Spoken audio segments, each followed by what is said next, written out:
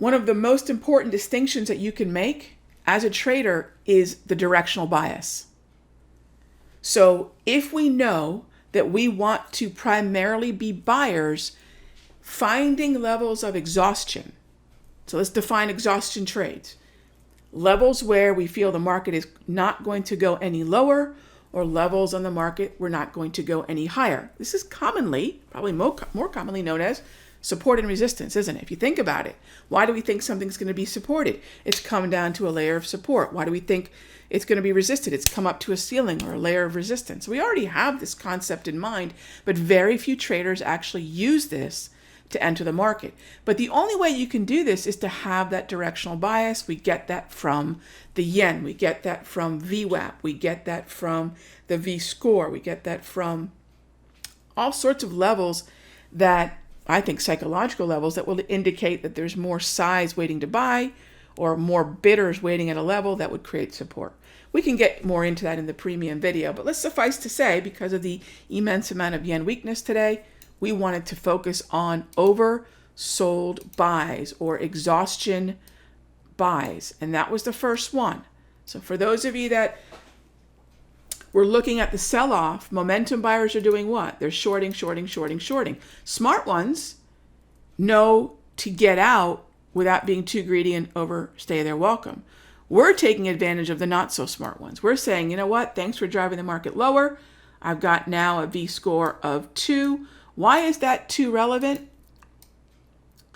So the V-score of 2 is relevant because when you look forward from 7 a.m. on, you'll notice that the volume prioritized price levels bottomed out twice just at and barely below that level.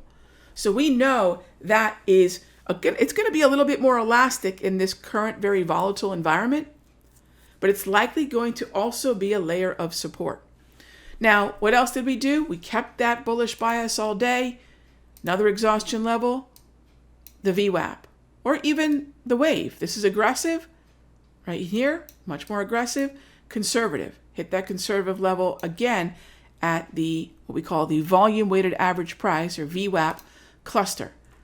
Fast forward, we have this area right here. Now in the premium video, I'll talk more about how we manage risk in an environment like this. Like, is this right here enough to stop us out? Or are we able to stick with the overall trade? And I sent out an alert so you all know how we can manage this with a lot of confidence and hang on to the move to the upside. And then actually the S&P one more time dipped back down to the VWAP. This would have been, I think, about 15 minutes or so after 3.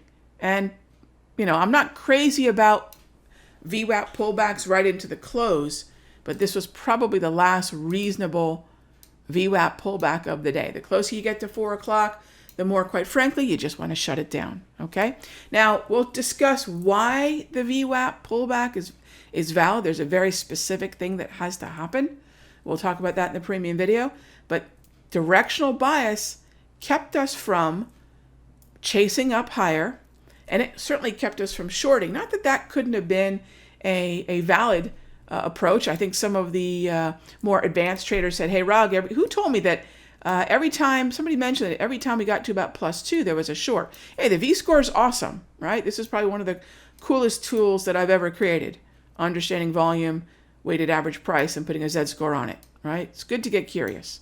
So that was cool, but because of the yen weakness, I think most traders are going to be much better off focusing on the long side.